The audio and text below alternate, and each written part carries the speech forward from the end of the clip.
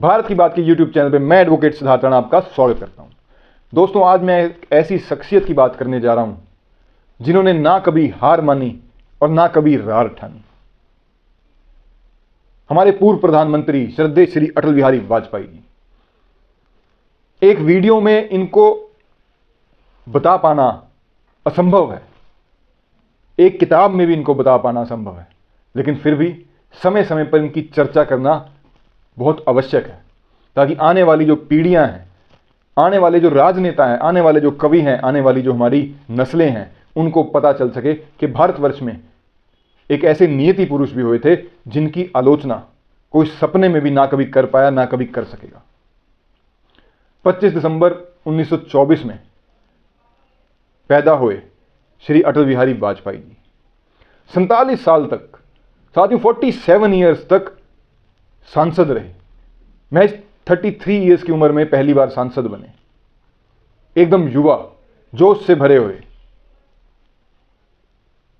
और भारत रत्न, पद्म विभूषण, सर्वश्रेष्ठ सांसद, अन्य भी बहुत से रत्न इन्हें दिए गए। ऐसी शख्सियत जिनके भाषण जब पार्लियामेंट में ये बोलते थे तो पार्लियामेंट में सन्नाटा हो जाता था, पिन ड्रॉप साइलेंस। लोग इनका अध्ययन करते थे। इनके भाषण आज भी पार्लियामेंट की लाइब्रेरी में लोग पढ़ते हैं, सुनते हैं। इनकी जो जीवन शैली है, इनकी जो राजनीति रही है, वो अपने आप में एक अध्याय है। साथियों, यूएन में जब ये हिंदी में इन्होंने भाषण दिया, उस भाषण की जो तारीफ पूरे विश्व में की गई। लेकिन क्या आप जानते हैं कि इतने अच्छे वक्ता जो जब बोलते थे तो नदियां भी रुक जाती थी, ऐसा एक ओजस्वी भाषण दिया करते थे। लेकिन जब ये अपने जीवन में प्रथम बार खड़े होकर इन्होंने भाषण दिया तो ये बीच में ही लड़खड़ा गए। साथियों, ये कहानी है बड़नगर की। बड़नगर में जब ये पहली बार अटल बिहारी वाजपेयी जी भाषण देने के लिए खड़े हुए तो ये बीच में चलते चलते भाषण भूल गए और लड़खड़ा गए और अपना भाषण बंद कर दिया। फिर एक प्रतियोगिता, वाद विवाद की एक प्रतियोगिता हुई ग्वालियर में। वहां पे भी बीच में ही अटल बिहारी वाजपेयी जी बात भूल गए और इन्हें चुप होना पड़ा और इनका बहुत मजाक भी बनाया गया। तब ये कहते हैं कि मैं शायद उस समय भाषण रट के जाया करता था, और जब ग्वालियर का ये इंसिडेंट हुआ उसके बाद इन्होंने भाषण को रटना बंद कर दिया। उसके बाद स्वयं सरस्वती जी इनके कंठस्थ हुआ करती थी जब ये बोलते थे। दोस्तों, इनको सिनेमा देखने का बहुत शौक था। कोई भी बात हो जाए, बड़ी सी बड़ी बात हो जाए, स्वभाव एकदम नम्र रहता था। सिनेमा के इतने शौकीन थे कि एक बार अडवाणी जी अपने उसमें किताब में लिखते हैं कि जब जनसंघ हुआ करती थी, जनसंघ के समय में दिल्ली में म्यूनसिपैलिटी के जब चुनाव हुए, बहुत मेहनत करने के बाद भी सफलता प्राप्त नहीं हुई, और जब पार्टी के वर्कर सारे हताश थे, सारे निराश थे, तो वो इकट्ठा होकर अटल जी के पास जाते हैं और अटल जी उनको कहते हैं कि आओ कोई पिक्चर देख के आते हैं, कोई सिनेमा देख के आते हैं। और फिर ये सिनेमा देखने चले गए कि दोबारा सुबह होगी। सिनेमा में भी एक मैसेज कि जो वर्कर्स थे, जो कार्यकर्ता थे, पार्टी के जो नेतागण थे, उनमें दोबारा जोश भर जाए कि दोबारा सुबह होगी, कि एक चुनाव हुआ है, चुनाव से जिंदगी का हिस्सा जरूर है लेकिन जिंदगी नहीं है। इस प्रकार का एक मैसेज इनके बारे में कि ये प्रधानमंत्री बनेंगे। वो कहते हैं ना, पूत के पैर पालने में दिख जाते हैं। इस प्रकार से तीन बड़े नेताओं ने अपने अपने समय में ये भविष्यवाणी करी थी कि ये आगे चल के भारतवर्ष का नेतृत्व करेंगे, भारतवर्ष को दिशा दिखाएंगे। और उनमें से सबसे पहले थे हमारे प्रथम प्रधानमंत्री पंडित जवाहरलाल नेहरू जी। जवाहरलाल नेहरू जी ने जब पार्लियामेंट के एक जो उनका सेंट्रल हॉल है, वहां की घटना है कि एक विदेशी मेहमान से इनको मिलवाया अटल जी को। उस टाइम अटल जी बहुत युवा सांसद थे, और मिलवाते हुए नेहरू जी ने कहा कि ये लड़का, ये नौजवान आगे चल के भारत का प्रधानमंत्री बनेगा।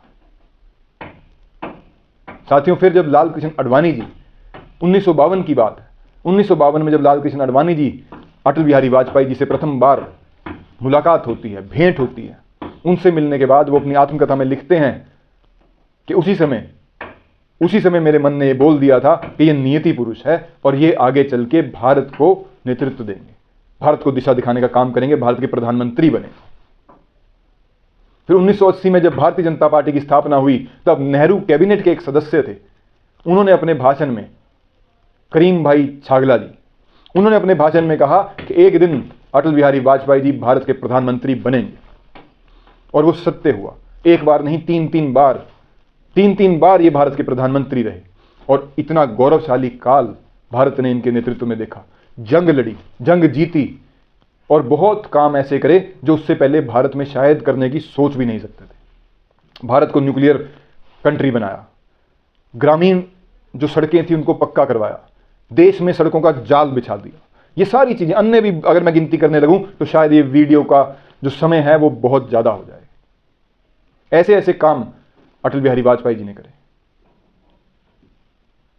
जब माहौल खराब हुआ, सन 1984 के आसपास की बात है, जब सिख दंगे हुए, उन दंगों के आसपास ये उस समय के जो हमारे होम मिनिस्टर थे नरसिम्हा राव जी, उनके पास अटल जी गए, और वहां जाके अटल जी और अडवाणी जी ने उनसे कहा कि भी सेना को जल्द से जल्द बुलाने का काम किया जाए।